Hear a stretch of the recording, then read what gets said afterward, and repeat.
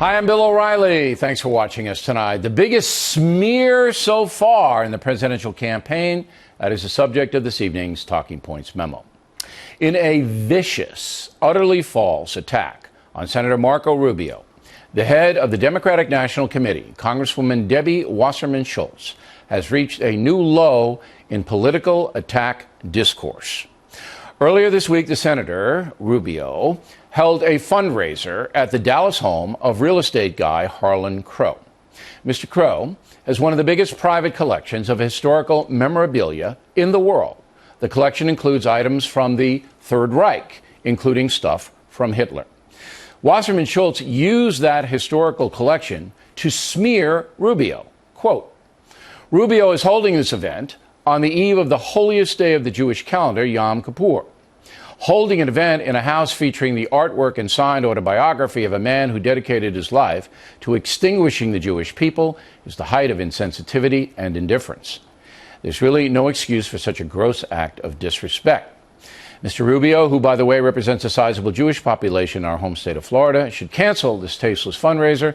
It is astounding that the presence of these items that represent horror for millions of Jews the world over would not stop Mr. Rubio or anyone on his team in their tracks when planning this event. What is truly astounding is the woman's ignorance. I've been to Harlan Crow's home, and I have seen his collection of history. It's amazing. Any museum would be proud to display what he has. Both good and evil are represented in an educational way. There are documents and letters from crucial moments in American history, as well as world history. They include items from villains such as Hitler, Stalin, Tojo, and Saddam Hussein. If you follow Wasserman Schultz's reasoning, no politician could hold an event in, say, the Imperial War Museum in London, for example. Her take is truly insane. By attacking Rubio using the Holocaust, the head of the DNC has shamed herself and her party. She should immediately resign. There comes a point when politics gets so dirty, it corrupts the nation. We are at this point. It's not just the Democrats who are using despicable tactics, although they seem to embrace them at a very high level. Some Republicans are comfortable using falsehood and innuendo to smear liberals. And when Talking Point sees that from the GOP, it will be reported. Summing up, there's no place for defamatory deceit in any political campaign. The presidential race now underway has the potential to get very nasty, and we will fight against that. We begin with Debbie Wasserman Schultz this evening. And that's a memo.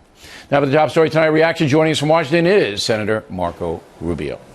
So when you heard the head of the DNC say these things and use the Holocaust to attack you, which is exactly what she did, how did you react? Well, it didn't surprise me. I've been watching Debbie Wasserman Schultz for years in Florida. On top of her political extremism, she tends to do these sorts of things. I was outraged because this is a private citizen, an individual who participates in the political process, who anyone who knows him for 2 seconds realizes he's not a Nazi sympathizer. In fact, as what's been reported, you said he's a collector. His mother survived a German U-boat attack under the Nazis. But it is a despicable attack, and you know what the evidence of that is? Even liberal media outlets have criticized her for doing that. Don't expect an apology. They just move on. They don't feel like they're accountable to anybody for it. But I think it also is indicative of the levels of desperation that have now entered the Democratic Party. Their front runner is in a lot of trouble, as we've been seeing in the news over the last few days. And I think this is further sign of that sort of desperation that they're now facing, the panic, really. All right, but you yourself, did you anticipate this level of hatred? Because I think it's going to get worse. I really do. I see this as probably the dirtiest campaign in the history of the country. Did you anticipate it yourself?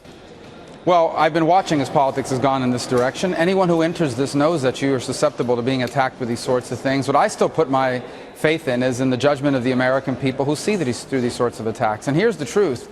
Debbie Wasserman Schultz should be more concerned about the fact that she decided to side with her president, of her party. She decided to side with her party and put Israel in danger. She is in favor of and voted for and is an enthusiastic supporter of this deal with Iran that will give the Iranian regime the opportunity to do things like wipe Israel off the face of the earth, as the Ayatollah has said he wants to do.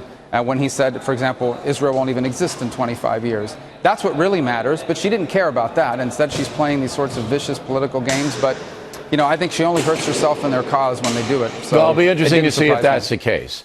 The story has been underreported, but we felt it was so outrageous and at such a high level ahead of the DNC that we had to report it tonight. All right, new Bloomberg poll has Trump 21, Ben Carson 16, Jeb Bush 13. That's different from the Fox poll. He's at 7 in the Fox poll. Carly Fiorina 11, and you are at 9. And everybody else is kind of out of it at this point. When Governor Walker quit, in his remarks, he said that he hopes all of the remaining candidates will join together to defeat Trump. What did you think when he said that? Well, what I think is we need to have someone who's a serious person, someone who is serious about the future of our country, someone who understands the challenges we face. This election is not about any of us individually. It's about the United States of America at one of the most critical times in its history, both geopolitically and domestically here with our economy. And we need to have someone who has real thoughts about and depth on these issues that our country's facing. Are you saying Mr. Trump doesn't have those real thoughts? Well, if you watched the debate last week, I think that answers itself. When the debate turned to policy, he stood silent for 23 minutes, and that's why he had such a bad debate. That's why he's now reacting the way he is and continuing to offend anyone who criticizes him. He's very thin-skinned, obviously. He's very sensitive to criticism, but he can't have a conversation about policy because, quite frankly, he doesn't know anything about policy.